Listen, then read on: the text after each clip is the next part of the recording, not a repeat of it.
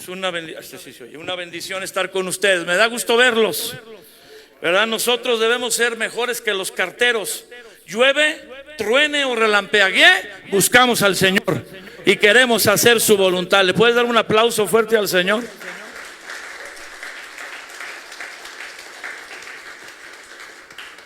Hoy en la mañana estaba en los Estados Unidos hasta casi las 2 de la tarde, así que saludos, Amazing Grace, ¿verdad? Ay, híjole, se me anda pegando. Amazing Grace, aleluya. Y yo ya quería salir de los Estados Unidos, algunos quieren entrar y yo quería salir porque tuve unos problemas en Houston, en Dallas, con las tormentas que hubo. Yo no me enteré, pues yo iba volando y me cancelaron 6 vuelos durante 2 días. Y me subí a uno de los aviones ya después de correr. Es un aeropuerto enorme, tiene 5 terminales y conocí la A, la B, la C y la D, aunque usted no lo crea.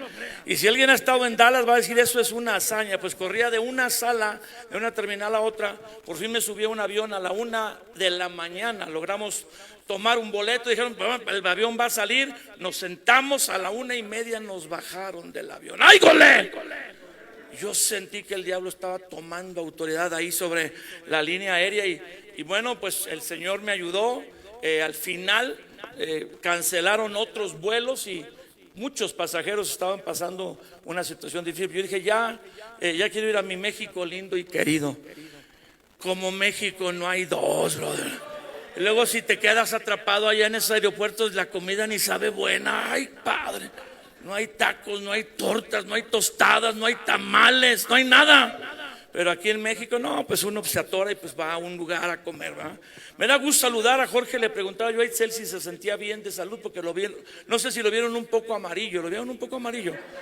Si se ve un poco amarillo, ¿eh? Y si ese color me hubieras dicho y me pongo la mostaza, Jorge. Me da gusto ver a los pastores, a varios pastores del ministerio. Me da gusto verlos. Gracias por estar aquí y hacer el esfuerzo. Y a todos los que están conectados, espero que este mensaje pueda desafiarlos a contestar una pregunta: ¿qué hacer cuando viene una crisis?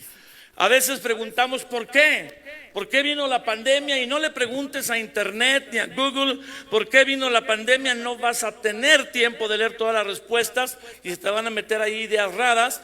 Pero a veces a Dios no se le sabe preguntar. Dice un libro de un gran autor conocido que se llama El arte de hacer preguntas, que en la forma de hacer la pregunta se obtiene la respuesta. Que muchos no obtienen respuestas porque no hacen las preguntas correctas. ¿No hacen qué?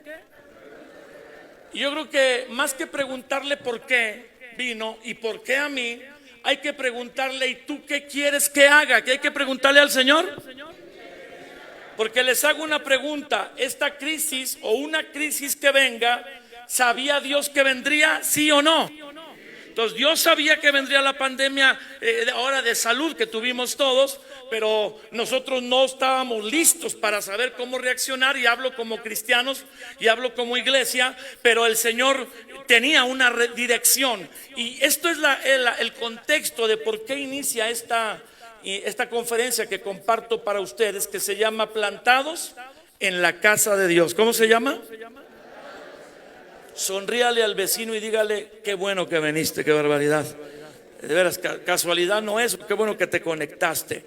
Y está basada en el Salmo 92, verso 12, 13 y 14. Los voy a leer en voz alta, síganme con su vista y luego haremos una oración, entraremos en el tema.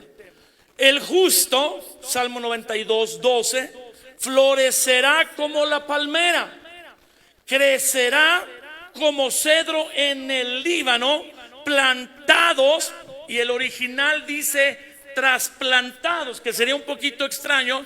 Por eso los traductores Reina y luego el corrector Cipriano Valera pusieron plantados. Pero lo real que está diciendo ahí es: el justo florecerá como la palmera, crecerá como el cedro en el Líbano, que es trasplantado a la casa de Dios, a los atrios de la casa de nuestro Dios. Ahí florecerá, aún en la vejez fructificará y estará vigoroso y verde. Diga conmigo: está hablando de mí. Diga, esta porción de la Biblia está hablando de mí. Ahora dígale al vecino, no te hagas también de ti. Si es que entras en esta categoría, el justo. ¿El qué? Dios en este pasaje compara a sus hijos, a los que han tenido un encuentro con Él, han nacido de nuevo, que han sido justificados por la obra de Jesús en la cruz del Calvario, no por méritos propios. No es alguien que se porta bien y nunca falla, sino aquel que ha puesto su confianza en Jesús, que nunca falló y que obedeció hasta el fin. Aleluya. Él fue el que obedeció, aunque yo a veces no obedezca del todo y aprendemos a obedecer más. Él sí obedeció hasta el final, aunque a veces yo falle en hacer la voluntad de Dios. Él dijo que no se haga mi voluntad sino la tuya. Y por la obediencia de Jesús y yo poner mi fe en el sacrificio que Él hizo por mí al derramar su sangre y pagar por mis pecados, la justicia de Dios es impartida a mi vida. Como mis pecados son cargados en Jesús, Él lleva mis pecados y se hace pecado por mí. Su justicia me es impartida, puesto que dice la Escritura en la carta a los Romanos: justificados pues por la fe para con Dios tenemos paz por medio de Cristo. Le puede dar un aplauso a Dios, el justo. Si tú ya has tenido un encuentro con Dios, entonces la Biblia dice que tú eres como una palmera que florece y da fruto, y como un cedro que crece majestuoso cuando eres trasplantado a la casa de Dios. ¿Cuándo eres qué? Vamos a orar. Padre, te damos gracias por este día y la palabra que tienes para nosotros.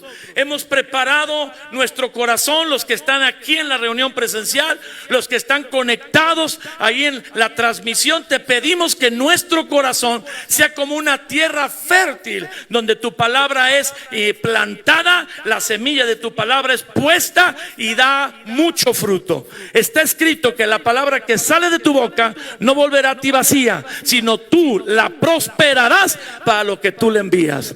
Y te pedimos, Espíritu Santo, que nos ayudes a mí a dar la palabra con autoridad, con revelación, con verdad, y a cada persona que la escucha para tener entendimiento, unción de revelación y el deseo, la decisión de no ser oidores sino hacedores de la palabra. Háblanos, Señor, y que tú seas exaltado, pues tú eres el que hace todo. Tú eres el que toca nuestros corazones, tú eres el que nos da tu palabra y tú eres el que imparte vida a través de ella. Ayúdanos a crecer a la imagen de Jesús por medio de tu palabra. Gracias, Padre, te lo pedimos en el nombre de tu Hijo. Si usted lo cree, dele un fuerte aplauso al Señor en el nombre de Jesús. El Salmo dice que tenemos una genética espiritual como las características que destacan en una palmera y en un cedro. La palmera, de todos los árboles o plantas, aclaro, no es un árbol, aunque la mayoría se pudiera dirigir al hablar de la palmera como de un árbol. Es una planta del gran tamaño. El famoso tronco de la palmera, que es esbelto y alto, no es un tronco porque no es un árbol común. Se le llama epítete. ¿Cómo se llama? Y eso suena raro, como a supositorio o medicina rara. Ay, padre, no sé cómo suene para usted. Y la palmera es abundante en el Medio Oriente. Recordemos que la historia de las civilizaciones, hablando antropológicamente, pero también en la Biblia, inician en esa zona del Medio Oriente que está Turquía, Irán, Irak e Israel. Dice la Biblia que Dios puso un huerto y estaba regado por varios ríos, de los cuales todavía hay dos, el Tigris y el Éufrates, en la región moderna de Irak. Así que cuando Dios puso el Edén en la tierra, lo puso ahí, en el Oriente Medio. Yo sé que algunos hubieran creído que lo hubiera puesto en Cancún. Aleluya. En mi caso me gusta más el frío, en Canadá, así, en un bosque junto a un lago y unas montañas nevadas. Pero no, lo puso allá, en lo que hoy es conocido como Irak. Cuando la inundación del diluvio llenó la tierra, el arca en la que solo sobrevivieron 8 personas, Noé, sus 3 hijos, Noé, su esposa, sus hijos y sus nueras, se posó en la cumbre del monte Ararat, la moderna Turquía. Y ahí como que volvió a reiniciar, le dieron reset a la historia de la humanidad y se volvió a poblar la tierra, y ellos construyeron Babel, de donde viene Babilonia, todos con una exclamación de sorpresa y de revelación. Y de ahí, de salir del arca, iniciaron la construcción de la torre de Babel, y de ahí viene el nombre Babilonia. Muy bien, lo está captando, En esa región, también en otras partes del mundo, está lleno de palmeras.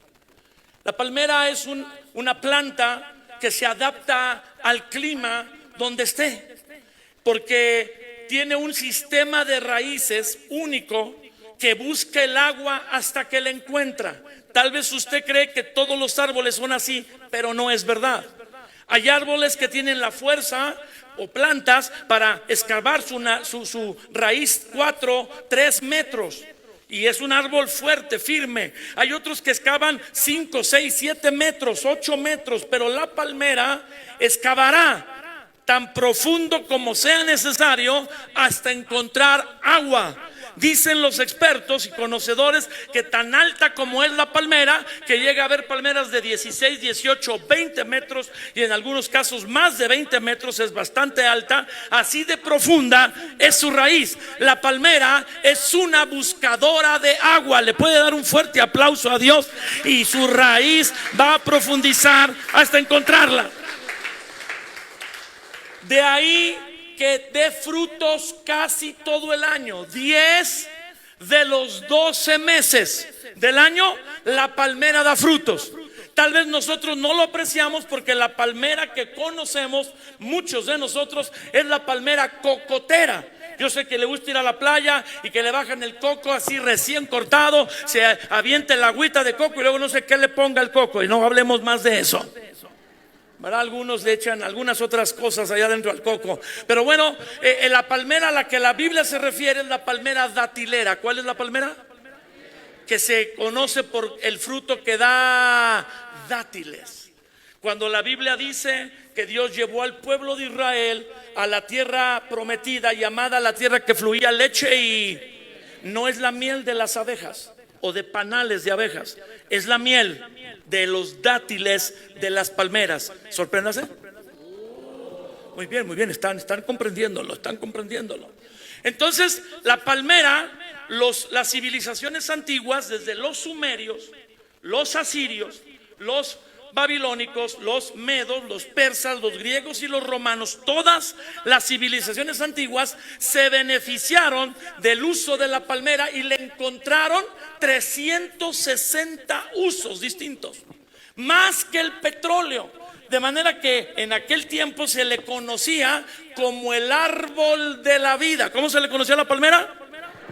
No estoy diciendo que sea el árbol de la vida que estaba en el huerto. Las culturas humanas le pusieron a la palmera por el beneficio que traía. 360 diferentes aplicaciones a toda la palmera, desde el corazón de la palmera, el tronco ese que no es tronco, obviamente los dátiles. De manera que las culturas antiguas fueron enriquecidas por el uso de la palmera.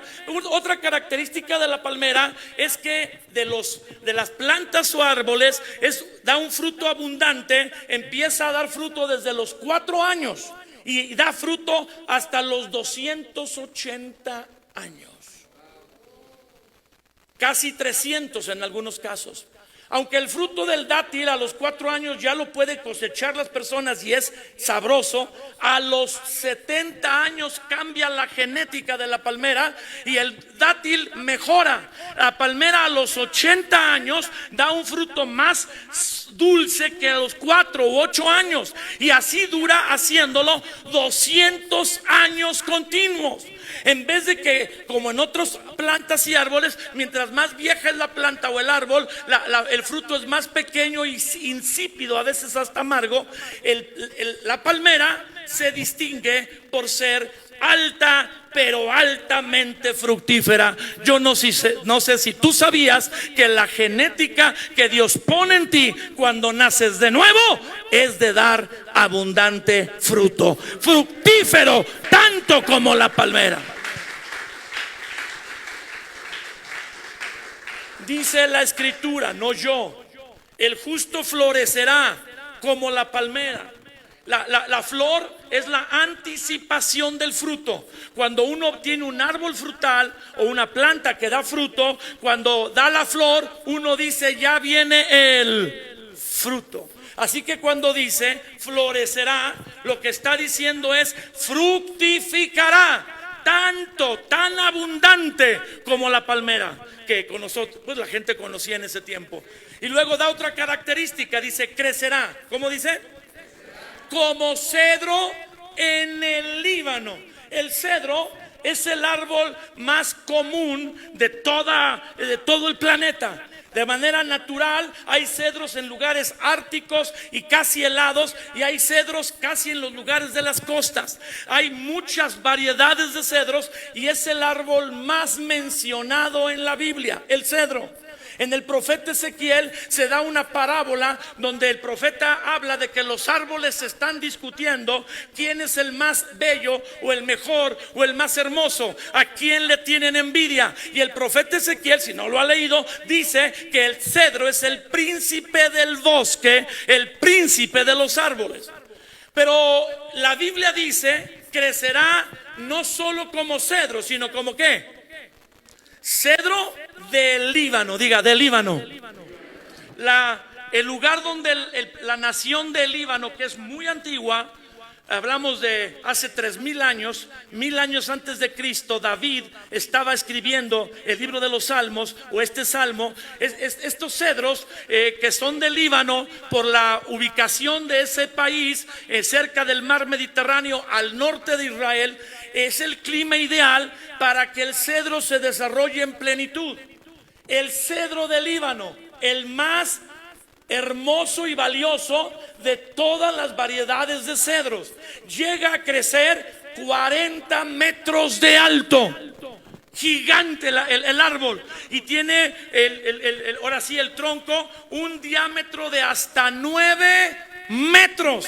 Ni tu casa tiene 9 metros de frente, tiene 6,50 o 7. Pero el cedro es de 9 metros de ancho y de 40 metros de alto. Las ramas de los cedros, siempre verdes, enormes. A veces una sola rama pesa 2,5 toneladas.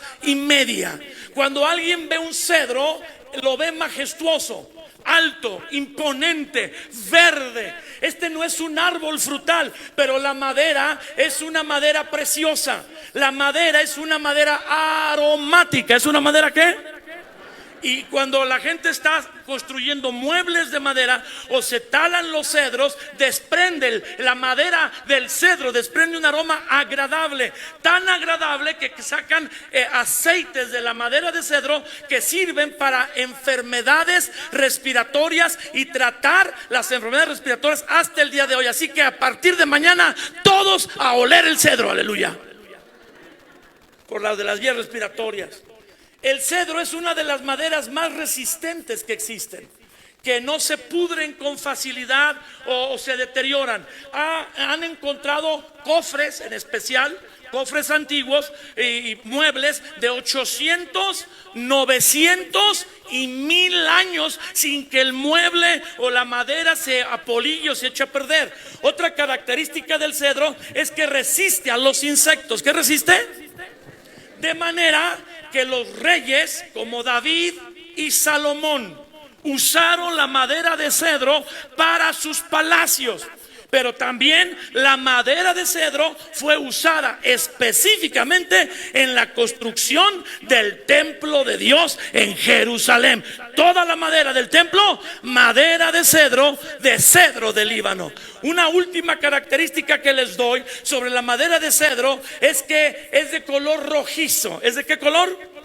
por lo menos la de Líbano. Hay una variedad de cedro blanco, pero la de Líbano es rojizo, como dice la carta de Pedro, que nosotros, después de conocer a Cristo y haber sido comprados con él, por él, estamos rociados con la sangre de Cristo. La madera de cedro es rojiza al color de la sangre de Cristo. Alguien aquí le puede dar un aplauso a Dios. Dios no compara nuestras vidas con esta planta y este árbol de la creación solamente porque sí. Muchos de nosotros no nos damos cuenta que estas características están en nosotros. Dos, en esencia: la gran fructificación de la palmera, la abundancia de fruto que da la palmera, y la profundidad de raíz que tiene, y la majestuosidad, la altura, la fortaleza y el crecimiento, y lo preciosa que llegó a ser por toda la historia humana la madera de cedro. Dios está diciendo que cuando tú te encuentras con Él, Él te pone genética para dar mucho fruto, casi todo el año y por muchos años, y que conforme pasa el tiempo y tú caminas con Dios y pareciera que te cansas y ya no puedes dar el testimonio o manifestar la vida de Cristo, como la palmera, tu fruto, mientras más tiempo pasa, mejor es dado, más dulce, de más impacto. Y cuando tú y yo envejecemos o vamos perdiendo la fuerza de la juventud, más Cristo es formado en nosotros, y aunque la fuerza exterior no sea igual, el hombre interior se parece más a Jesucristo, como la palmera, dando fruto por muchos años. ¿Le puedes dar gloria a Dios? Pero también eres como el cedro, que crece alto e imponente. Crecimiento y fructificación, dígalo. Ahora vamos al verso 13 y aquí entramos en el tema. Plantados, o en el original, que los traductores de la Biblia se apegaron al idioma, pero no a la revelación. No fueron estudiosos de la Biblia para aplicar el mensaje como para traducirlo. Y está bien traducido, pero no quisieron poner trasplantado porque a ellos no entendían por qué tendrían que poner esa palabra. Pero escuche, dice la Biblia que la palmera y el cedro, símbolo de nosotros. ¿De quién son símbolo? Tienen que ser trasplantados a la casa de Dios, porque todos de alguna manera estábamos plantados en otro lugar. Dígale a la persona que está atrás de usted: me pasó rozando, pero te pegó a ti, manito. Y no hablemos del lugar donde estabas plantado. Estábamos plantados en las tinieblas, plantados en el pecado, plantados en el egoísmo, en el orgullo, en que queríamos las cosas primero yo, después yo, y al último yo. Qué bonito soy, qué bello soy, cuánto me quiero, y que el mundo girara alrededor de mí. Todos estábamos plantados en tinieblas, en una vana manera de vivir, con respeto lo digo, que recibimos de nuestros padres. Pero cuando el Señor nos rescató, no solo nos dio vida y nos dejó en ese lugar, no te dio vida espiritual, naciste de nuevo y te quedaste de nuevo arraigado en ese mundo de tinieblas, de pecado y de maldad. Te trasladó o te trasplantó. ¿A dónde te trasplantó? Diríamos todos: al reino de su amado Hijo, de las tinieblas a la luz, de la mentira a la verdad, del pecado a una vida consagrada a Dios. Estoy de acuerdo, pero te trasplantó, dice el Salmo 92, a la casa de Dios. Te dio un arraigo o te planta en la casa de Dios para que eches raíces en los atrios de la casa de Dios. ¿Le puedes dar un aplauso al Señor?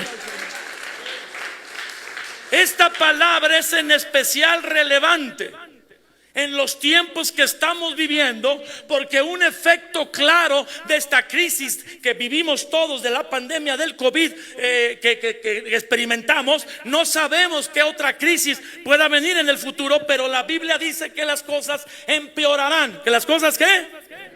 Irán de mal en peor, vendrán terremotos, vendrán pestes, vendrán más guerras.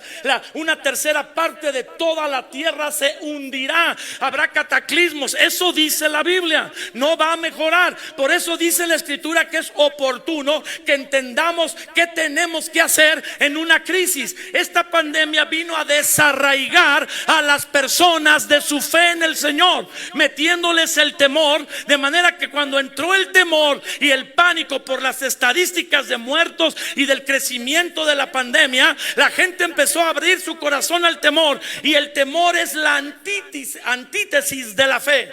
Es lo contrario a la fe. Si tú tienes fe, la fe echa fuera el temor. Pero si tú dejas entrar al temor, el temor apaga la fe.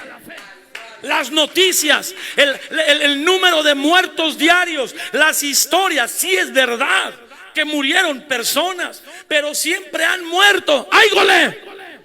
Pero no por COVID. Bueno, allá en donde yo vivo, le ofrecían dinero a las personas o a los familiares de las personas fallecidas por diferentes afectaciones para que dijeran que es COVID. Me consta de 2 personas que llegaron, personas, no sé quiénes eran, para ofrecer un cheque para apoyar en gastos funerarios si el familiar que respondía por la persona fallecida firmaba que era por COVID.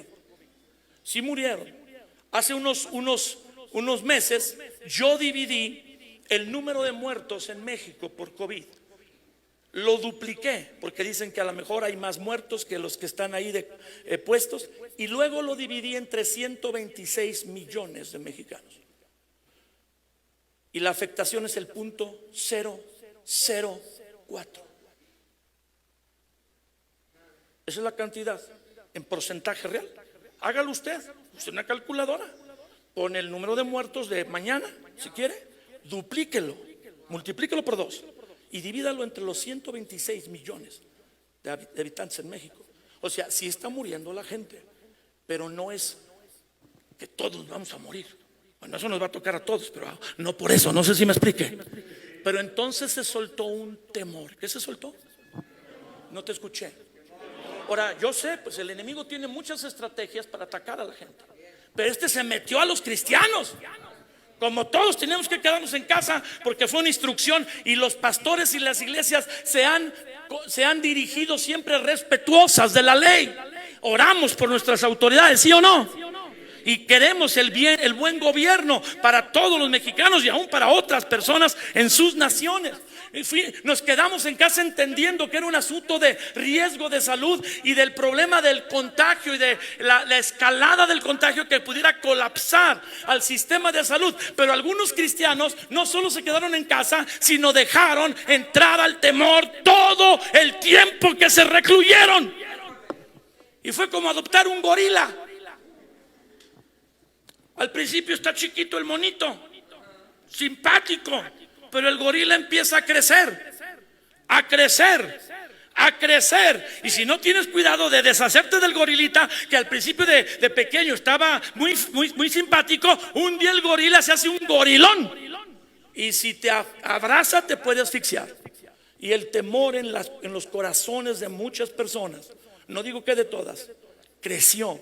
Porque era solo pensar, no hagas esto, no hagas aquello. Tantas cosas que nos dijeron, las cuales no sabemos con total certeza si son reales. Yo tengo médicos en nuestra congregación y les pregunté, son cristianos de muchos años, han caminado con gente. Pues sí, hay algo que está mal, enfermando a la gente, pero no sabemos con certeza qué es, cómo se trata, cuáles son los síntomas y cuáles no. No sabemos si la prueba es realmente eficaz para solamente esto, para muchas cosas. Había una tremenda desinformación, y buscando más información se hacía más desinformación. El temor vino como un gigante y atrapó a muchos. Aún algunos no se han recuperado de la embestida que el temor les dio, y su fe se apagó y no sabemos dónde están. La Biblia dice que Dios no apagará el pabilo que humea, pero a veces no se ve ni siquiera que humee nada. Allá en León hay unas 600 personas que no sabemos dónde están. Las estadísticas a hoy dicen que aproximadamente entre el 25 y 30% de los cristianos que se reunían en las congregaciones, iglesias cristianas del mundo, se perdieron. No hay manera de identificarlos. Pero esta pandemia no solo trajo temor, sino este temor se volvió comodidad. ¿Qué se volvió? O se hermanó con la comodidad. Entonces los cristianos empezaron, como las iglesias, los pastores tenemos responsabilidad de alimentar al rebaño. ¿Cuál es nuestra responsabilidad? No somos responsables de que tú obedezcas la palabra, esa es tu decisión. Pero sí somos responsables delante de Dios de haberte enseñado el consejo sano o todo el consejo de la palabra de Dios. Tu pastor es el único que, según la Biblia, vela por tu alma como quien ha de dar cuenta. No dice la Biblia que tu pastor dará cuenta de tu alma, pero que es lo más cercano a alguien que vigila que tu alma esté ordenada con Dios y sea nutrida y cumplas la voluntad de Dios en esta tierra, que es conocerlo, caminar con Él y darlo a conocer a los demás. ¿Le puedes dar un fuerte aplauso? Todos o muchísimos pastores buscaron la forma de seguir alimentando, enseñando, compartiendo la palabra a las personas que Dios les encargó cuidar. Y muchas personas empezaron a conectar. Eso fue una bendición, que los pastores entraran a la tecnología, aprendieran a manejarla y a poder hacer un contenido relevante para poder transmitir. Sin embargo, muchas personas creen que esa es la nueva manera de congregarse. Y yo vengo a decirte que no es así. La transmisión, el recibir una palabra de Dios nos bendice, es correcto, nos puede alimentar, pero no nos va a hacer ni crecer ni fructificar.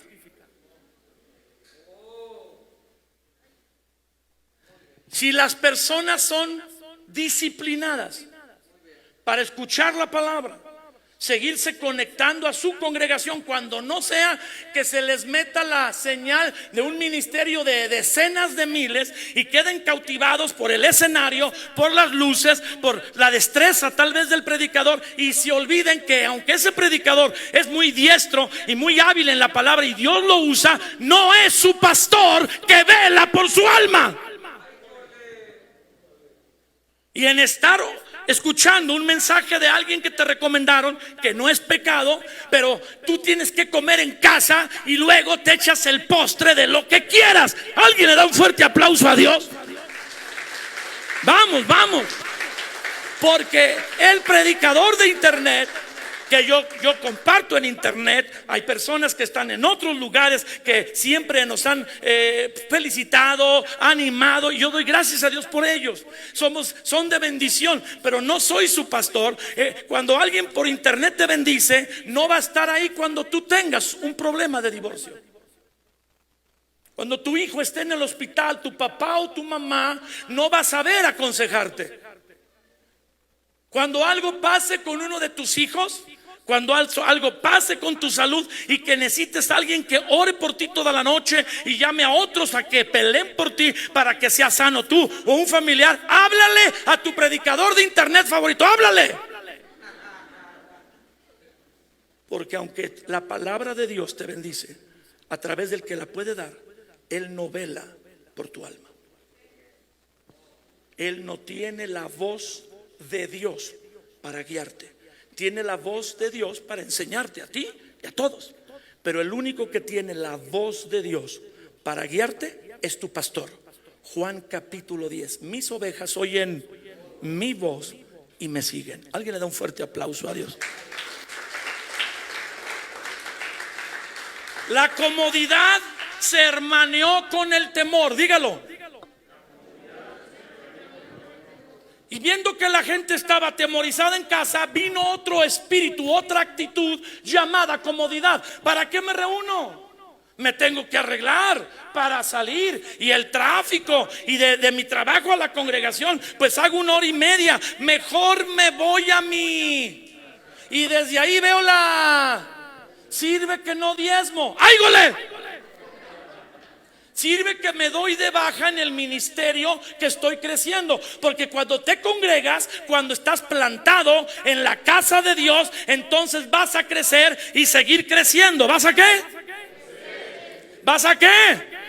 Y seguir creciendo. Y el estar en un ministerio, el ponerte de acuerdo, el trabajar en equipo, el tener roces y luego pues perdonar y hacer una nueva estrategia, te hace crecer, te hace vivir tu cristianismo hacia los demás, te hace aplicar la palabra que has escuchado. Los que sirven llegan más temprano, se van más tarde, se vuelven más obedientes, son más disciplinados. Aparte te tienes que bañar para salir de tu casa, y no el domingo estando hasta las 2 de la tarde en tu casa, o una con pantuflas, y mientras haces tu licuado favorito dices que oyes el mensaje, porque no lo oyes con esa licuadora haciendo ese ruido. El que la televisión o un dispositivo esté prendido o conectado al mensaje no significa que tú estás atendiendo el mensaje. El factor de distracción en tu casa aumenta al 600%. Porque aquí todo es cuidado para que tu atención se enfoque en el Señor. ¿Se enfoque en qué? Y donde tú honras a Dios y lo levantas, se forma una habitación con tu adoración, con tu disposición, con tu sacrificio. La Biblia dice que nos volvemos piedras vivas, espiritualmente hablando, porque Dios ya no habita en templos hechos de manos de hombres. Él habita en medio de la alabanza de su pueblo. Si Él habita en nuestro corazón, somos templo del Espíritu Santo, pero no habita en el sentido de dar la unción y el crecimiento y la fructificación. Si el deseo de Dios hubiera sido que cada uno creyera en Él y creciera solo, jamás hubiera llamado a los 12 para que estuvieran con Él, pero los llamó y atrajo así los que Él quiso, y estableció a 12 y les llamó apóstoles para que estuvieran con Él y para enviarlos a predicar y a sanar y a hacer señales y milagros, demostrando que Jesús es el Hijo de Dios. Los reunió alrededor de Él. La palabra iglesia en el original griego se aplicó por primera vez como una denominación a la asamblea cristiana. No existe iglesia sin asamblea. No existe iglesia sin congregarnos. Aunque la iglesia es una entidad espiritual, no existe en nuestra casa. Somos parte de la iglesia en nuestras casas, pero formamos la iglesia cuando nos congregamos.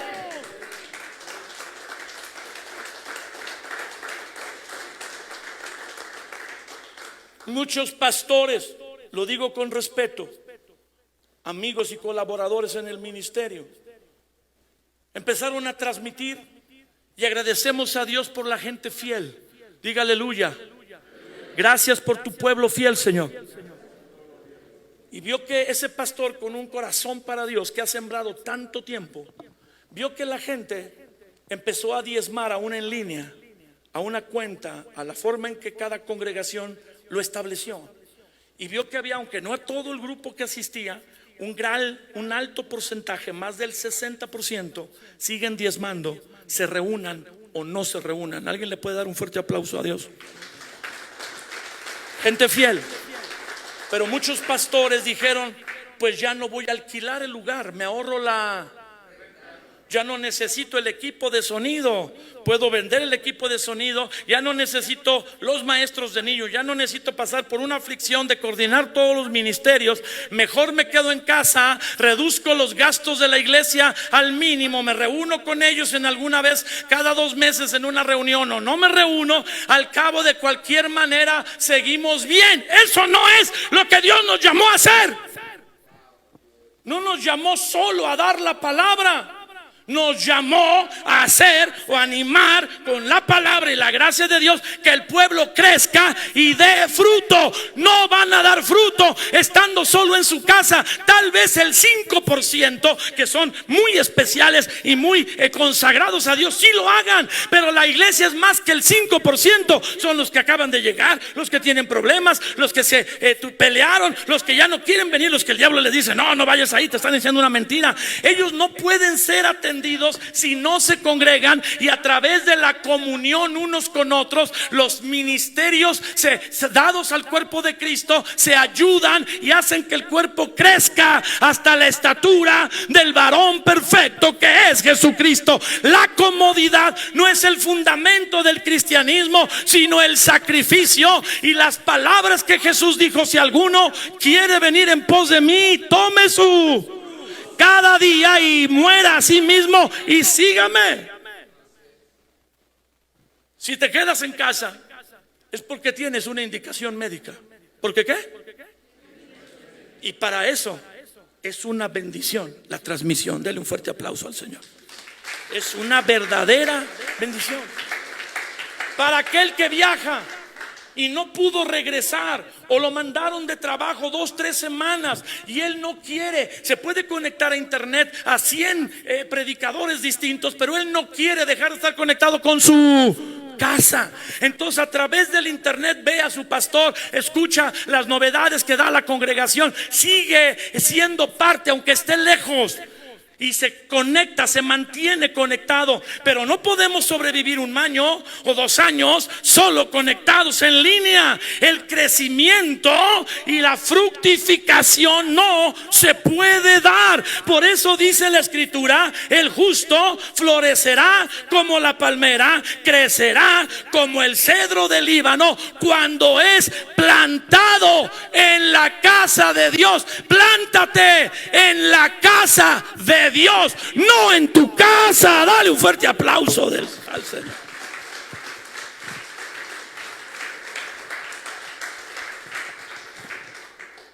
En los atrios de la casa de nuestro Dios, o en los atrios de nuestro Dios, está hablando el templo, la casa de Dios, florecerán. ¿Dónde floreceremos? Que el florecer es la indicación de que vamos a dar fruto. El florecer es la indicación de que vamos a dar fruto. El atrio está hablando del templo de Jerusalén. Si puede venir alguien al teclado, Jorge. Está hablando del templo de Jerusalén, o el modelo que recibió Moisés haciendo el tabernáculo en el desierto, que era un lugar repartido en 3 partes donde Dios moraba. ¿Dónde qué? El lugar santo. Literalmente el arca del pacto estaba ahí y Dios moraba en la tapa. Sobre la tapa, donde era una plancha de oro, la tapa del cajón del arca del pacto, y había 2 figuras de querubines extendiendo sus alas de sus espaldas hacia el frente, haciendo como un arco santo. Y entre el espacio que había entre las alas de los querubines, las figuras que estaban puestas en los extremos de la tapa del arca del pacto y el piso, o sea la base de la tapa, dice la Biblia que de ahí hablaba Dios. Y se le conoce a esa parte llamada propiciatorio como el trono de la misericordia de Dios, o el trono de Dios. Porque solo tú eres santo, tú que moras entre los querubines, dice la escritura. Ahí en el lugar santo, tras un velo grueso que no tenía abertura. El velo no era una cortina que se abriera o tendría una apertura en el centro o en uno de los extremos. Era una cortina gruesa y pesada que caía sobre el piso y separaba el lugar santo del lugar santísimo. De manera que cuando el sumo sacerdote, porque solo era permitido que un hombre, una vez al año, el jefe de los sacerdotes, tenían que levantar el velo pesadísimo, y el sumo sacerdote, vestido con sus vestiduras de gala de ese día llamado el día de la expiación, se arrastraba bajo el velo para entrar al lugar santísimo. En una expresión de humildad, tenía que entrar arrastrándose bajo el velo. con una palangana llena de la sangre del día del cordero de la Pascua o del día de la expiación, y con las yemas de los dedos rociaba las gotas sobre esa tapa de la caja del arca del pacto, donde estaban las figuras de los querubines con las alas extendidas. Y al ir rociando tenía que hacer oraciones e invocar al Señor mientras rociaba la sangre, para que si la sangre de ese cordero, símbolo de Jesús, símbolo de quién, satisfacía a Dios, le perdonaba la vida a él y al pueblo. Porque el sacerdote tenía que entrar confesando los pecados del pueblo y diciéndole: Señor, Israel ha pecado, pero aquí está la sangre de un inocente, la sangre de un, perdónanos. Entendemos que el que peca debe de morir. Por eso este inocente murió por nosotros y era tipo de Jesús. Ellos entraban cada año, el sumo sacerdote, con la sangre de un cordero perfecto para rociarla sobre esa tapa llamada el propiciatorio, donde moraba, literalmente moraba la nube de la Shekinah cuando estuvieron en el desierto, que se convertía en humo de día y en fuego de noche. Y de ahí dice la Biblia que de ahí le hablaba Dios a Moisés, de ahí. Y si cuando aventaba la sangre el sacerdote no moría, porque aventaba la sangre y podía caer muerto, significa que el sacerdote estaba sucio y no perdonaba a Dios al pueblo, porque había algo incorrecto. Pero cuando se arrepentían, el día de la expiación era un día de arrepentimiento, y le decían: perdónanos, Señor, sabemos que por el pecado debemos de morir, pero en nuestro lugar, sustituyéndonos, este animal perfecto, este cordero perfecto muere, acepta su sangre como pago de nuestros.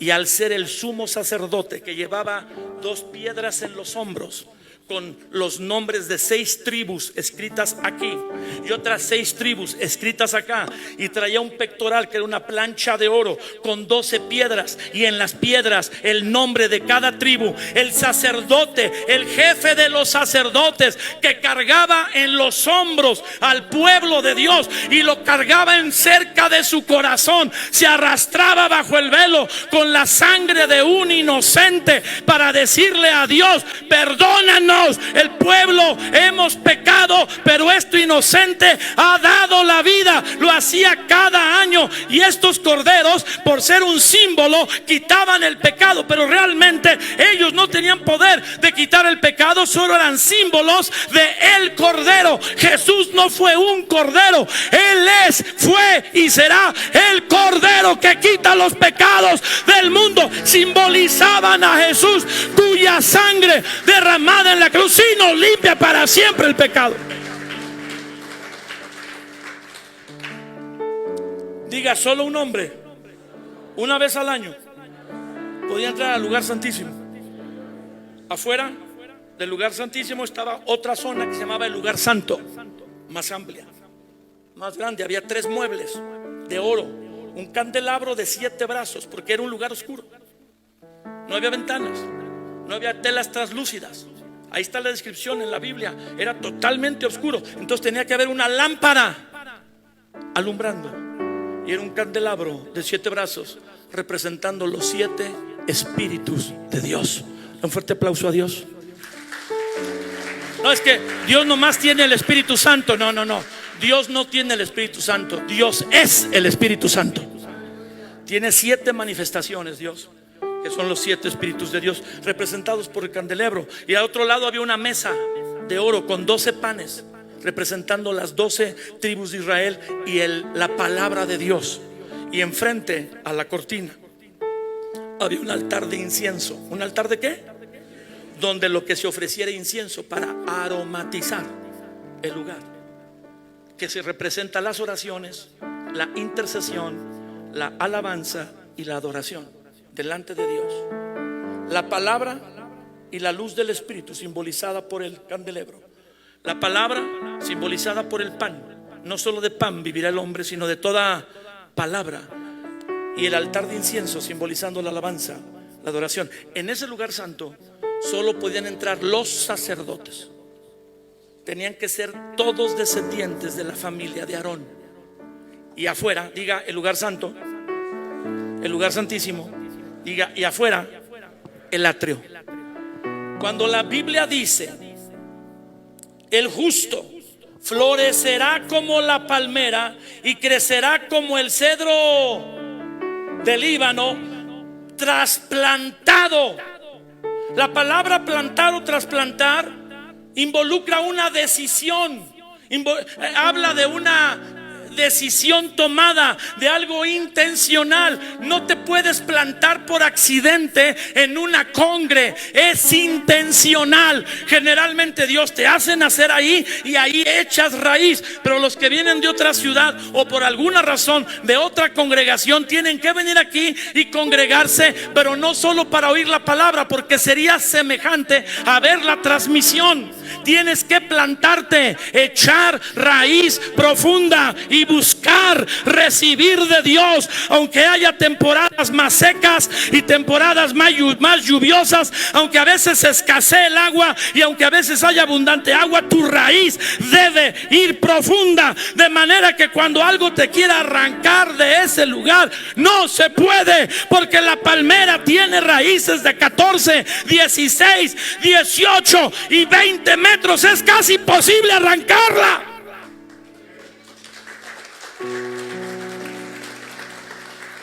Por eso, cuando viene la tormenta, dígalo y diga conmigo: la tormenta vendrá, pero Dios está conmigo. Las palmeras reciben los huracanes en las costas. El huracán arrasa con todo, arrasa con edificios, carros, trailers de 30 toneladas, los levanta. Y una planta como la palmera, al recibir el embate en la costa, con ese epítete que es blando, se agacha, se dobla. No sé si ha visto las escenas de las palmeras que parece que están rotas, tiradas, pero no están rotas, solo están dobladas, porque la intensidad de la tormenta nos afecta. Seguimos siendo de carne y hueso.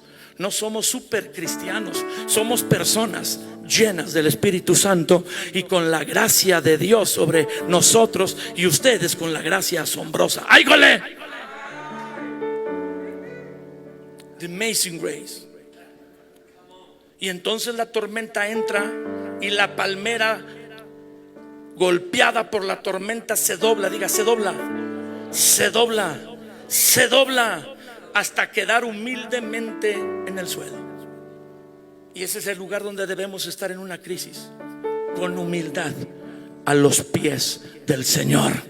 Yo no sé qué esté pasando, no sé por qué venga esto, pero yo aquí estoy, postrado a tus pies. Yo aquí estoy, humillado a lo más que puedo, dependiendo de ti, porque te tengo noticias: la crisis pasará, la tormenta pasará, y la palmera que está doblada, pareciendo que está quebrada, se volverá a levantar poco a poco, y la palmera que estaba totalmente doblada se vuelve a levantar y con su penacho a glorificar a Dios, diciendo: ciertamente estaba en el suelo, pero Dios me levantó.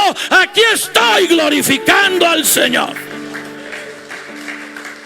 Y la pregunta: ¿por qué la palmera no es arrancada? Diga: porque está bien plantada. Dígalo de nuevo.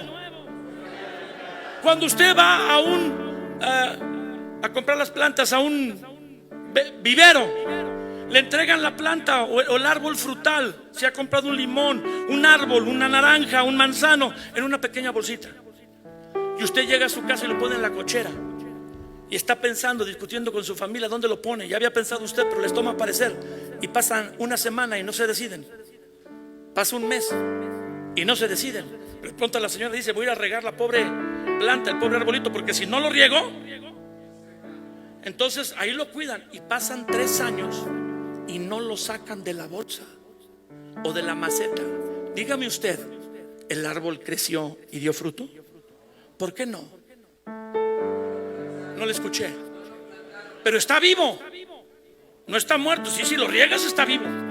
Y si se te ocurre darle un poquito de un riego con agüita, con algunos minerales y con abono, puede que esté vivo, pero no alcanza su Tú no compraste un limón para tenerlo en una bolsa de plástico negro en la cochera. Dios no te salvó para que te quedes en tu casa solo viendo transmisiones. Él te salvó para que estés en el mundo con el riesgo que eso conlleva y seas luz en las tinieblas, aún al riesgo de perder tu vida. Él te pide que tomes el riesgo, no de manera no prudente, sin sabiduría, pero que tomes el riesgo de perder tu vida porque Él la entregó por ti. Si hoy nos atemorizamos por esta crisis de salud, la siguiente crisis nos va a meter al sótano de nuestra casa, y si no, ahí lo vas a querer construir.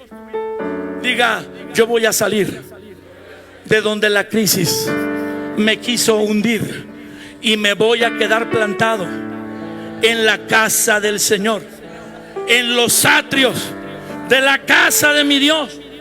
Porque los atrios, amados, era el lugar en el que más cerca cualquier ser vivo podía estar. En el lugar santo solo sacerdote. ¿Solo qué? En el lugar santísimo solo Él, sumo sacerdote, pero todos los demás en el atrio. Por eso dice la palabra: el cedro del Líbano y la palmera florecerá y crecerá como los que son plantados en la casa del Señor, en los atrios. O sea, lo más cerca en esta temporada de crisis o en la que pueda venir, tú debes, yo debo permanecer plantado lo más cerca de la presencia de Dios, lo más cerca. Y voy a poner la cereza sobre el pastel. ¿Están contentos? Los de la transmisión, ¿están contentos? Ya los oí, tembló aquí la cámara esta. El Señor está en todo lugar. Dios está en el cielo, en la tierra. ¿A dónde iré de tu presencia? Pero no se manifiesta en todo lugar. Diga: su presencia manifiesta, cambia mi vida, toca mi vida. Diga: yo sé que Dios existe, pero anhelo que Él se manifieste. Y el Señor dice: yo me manifiesto, o yo habito en medio de las alabanzas de mi pueblo. Miren cuán bueno y cuán delicioso es habitar los hermanos juntos y en armonía. Solo sucede cuando nos congregamos, aunque a veces no estamos en armonía, pero para eso tenemos a Dios, para buscar perdonarnos, amarnos y permanecer en armonía. ¿Alguien me está escuchando? ¿Alguien oye a Dios diciendo: en tu casa tú puedes mantenerte enojado 10 años? En tu casa tú puedes mantenerte odiando a otro cristiano, pero cuando te congregas, la presencia de Dios te va a reconvenir a que lo ames, a que lo perdones. Te lo vas a encontrar en la subida, te lo vas a encontrar en el baño, y te va a decir Dios: perdónalo, es tu hermano. Porque es donde los hermanos habitan juntos y en armonía que el Señor envía bendición y vida eterna.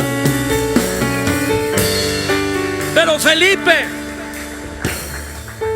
yo he recibido la impresión de la presencia de Dios en mi casa. Yo también.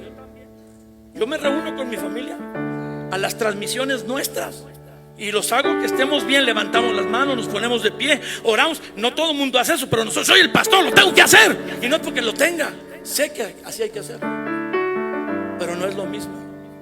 No es lo mismo. Hay un aumento, un incremento. Digan: incremento. Vamos, dígalo. De su presencia cuando nos reunimos. Porque todo nuestro enfoque al reunirnos es Él.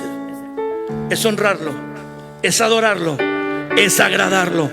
Y cuando todo nuestro enfoque es Él, Él viene a través de nuestra invitación al alabarle, al adorarle. Y somos piedras vivas que construyen una habitación donde Él pueda sentirse cómodo. Y si Dios viene y se siente cómodo, se sienta entre nosotros. Y donde Dios se sienta, se forma un trono.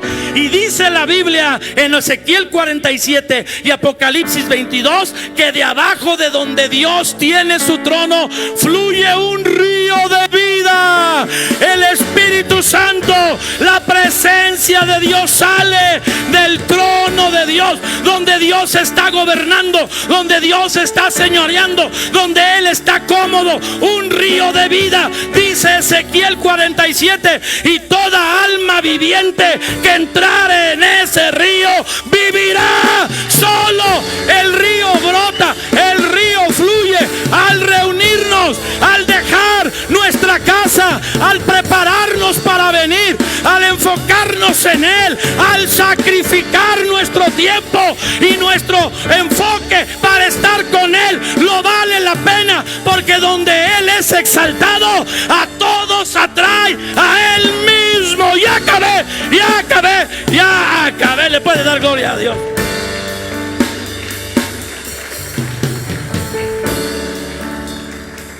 Y me faltó un versículo, que aunque pasen los años, el que está plantado en la casa de Dios y cerca de su presencia seguirá dando fruto.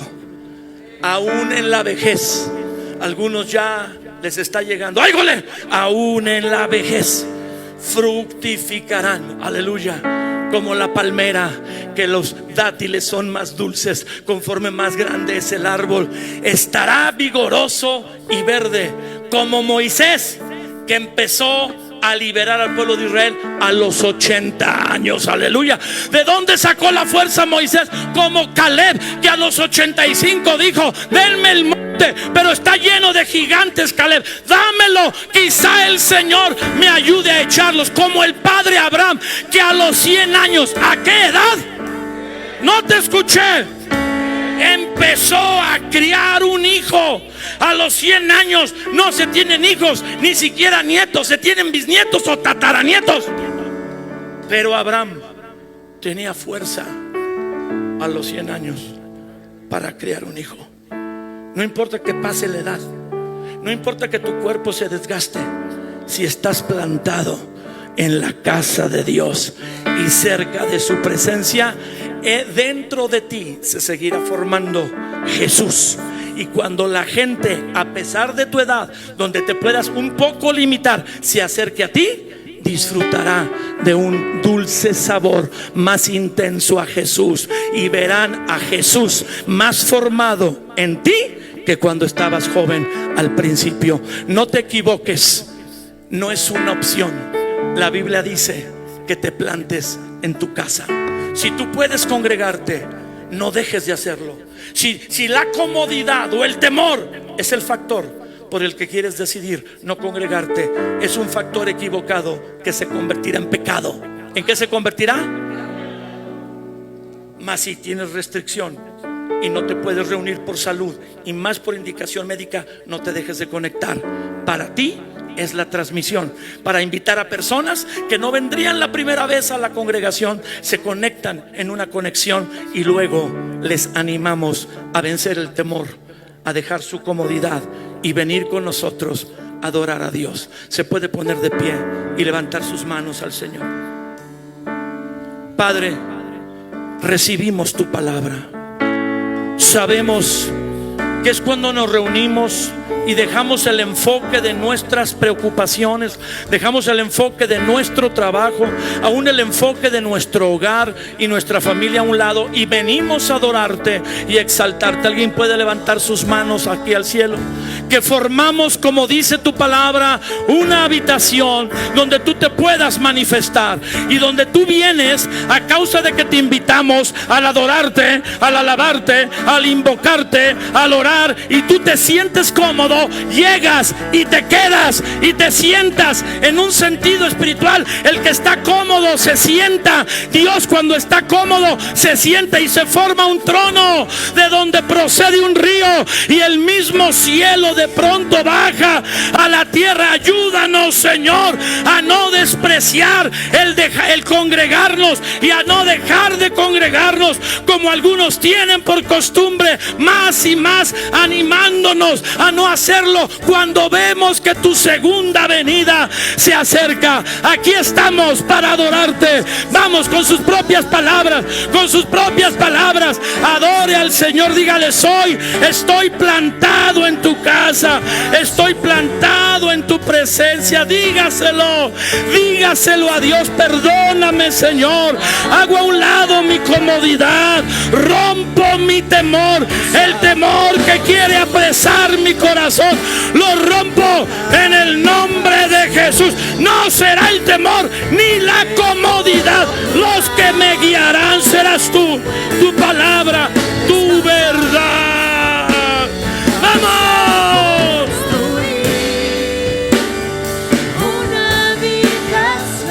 Levanta tus manos y dile: sí, Señor, aquí estoy.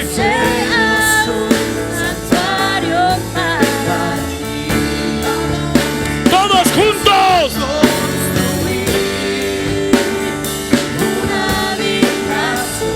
Un mejor lugar.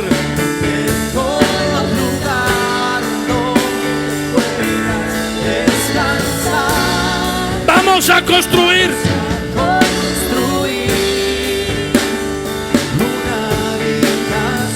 Lo hacemos para ti, Señor.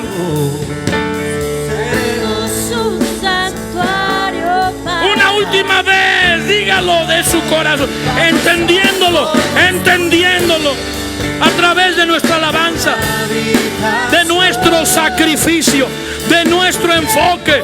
Construimos una habitación espiritual, una casa espiritual. Y Él viene, y si no se siente cómodo, se va. Pero si se siente cómodo, se sienta. Empieza a reinar, empieza a gobernar. Diga conmigo: necesito tu presencia, Señor. Necesito tu presencia. Prefiero un día en tus atrios, un día que 1000 fuera de ellos. No me dejes apagarme, no me dejes entrar a una vida cómoda.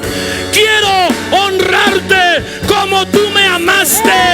Quiero servirte, animando a que otros te conozcan. Aquí estamos. Visita tu casa.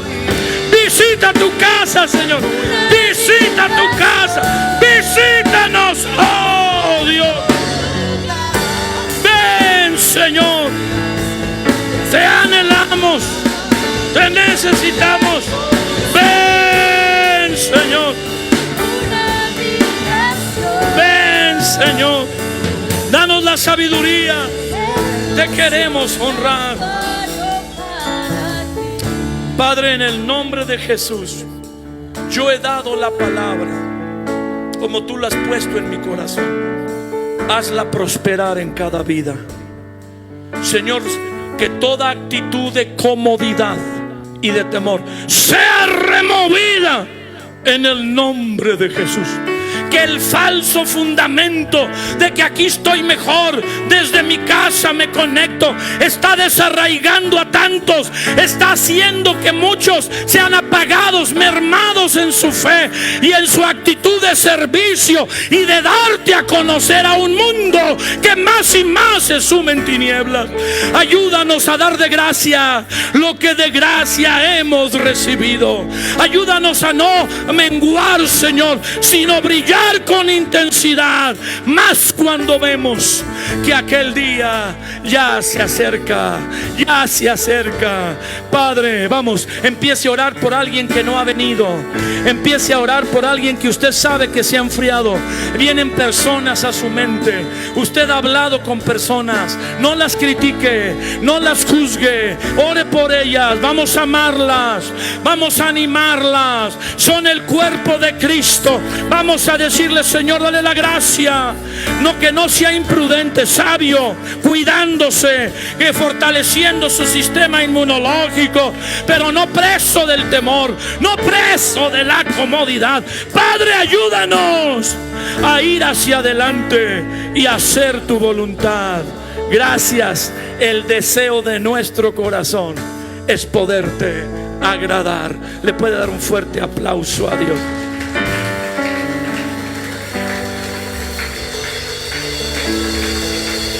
Más fuerte. ¡Wow! Una razón de la iglesia de existir es ser testimonio al mundo. ¿Es qué? Cuando no nos congregamos, puede pasar mucho más que dejamos de sentir esa responsabilidad que Dios nos dio de brillar en medio de las tinieblas. Al no congregarnos crece el egoísmo. ¿Crece qué? Luego un día te vas de día de campo al Popocatépetl, a Cuernavaca, al Ajusco, un domingo. Al cabo uno no es ninguno. Y al siguiente fin de semana tu familia, que se extraña porque nunca estabas disponible el domingo, te llama para que se vayan a otro lugar. Y pues se te hace fácil irte 2 domingos, 3 domingos, 4 domingos. Y llega un momento donde si puedo me conecto y si no, no.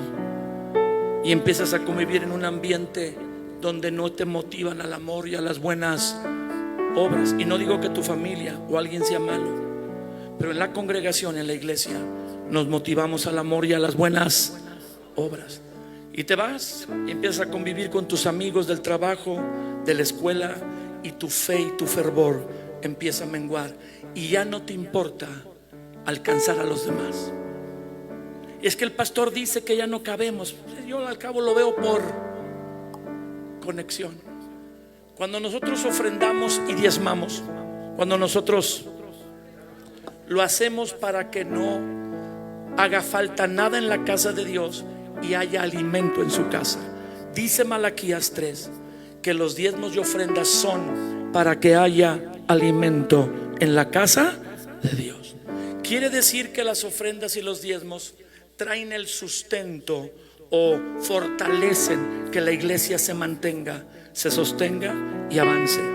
Así como yo como alimento y la fuerza de mi cuerpo se sostiene, y si dejo de alimentarme me debilito, y si dejo de alimentarme me puedo morir. Cuando dejamos de dar, porque ya no hay raíz, porque ya pienso en mí, no en Dios, ni en su obra, ni en los demás alcanzar. Entonces al dejar de dar se debilita la casa de Dios. Y si las personas todas dejáramos de dar, la iglesia puede cerrar. Es que Dios sostiene a la iglesia a través de tus dar, a través de tu servir, a través de tu orar y a través de tu asistir. Le puedes dar un fuerte aplauso a Dios. Creo que una de las cosas que se llega a perder es el honrar a Dios financieramente. Pero yo lo celebro por todos los que están aquí, que no se han dejado vencer. Usted está aquí y muchos que están conectados también lo pueden hacer dando a la cuenta que ya están ustedes, saben cómo se da y cómo puede depositar. Vamos a prepararnos para dar fruto, en este caso, de nuestras finanzas a Dios. Diga: para que haya alimento en la casa de Dios. Vamos, dígalo de nuevo.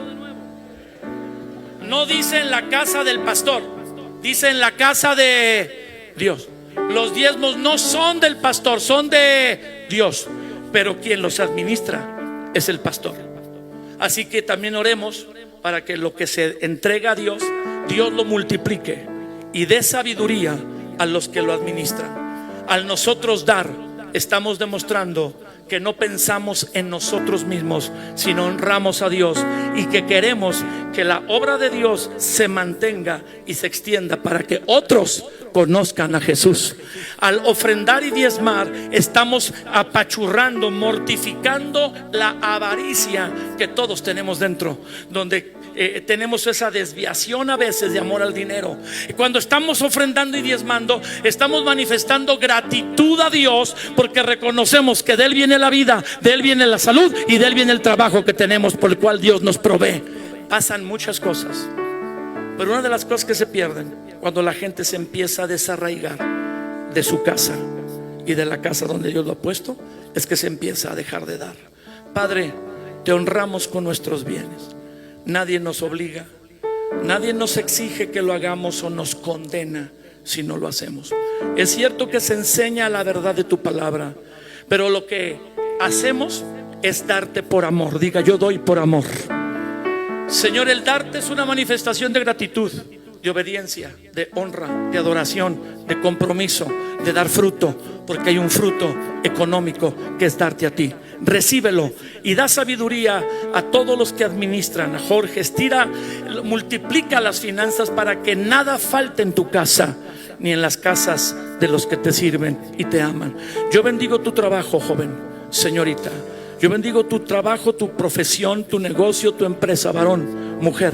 Y declaro que el Dios al que tú honras, Él también te honra y te regresa la cosecha de esta semilla que depositas en donde tú lo necesitas con abundancia. Te bendigo en el nombre de Jesús.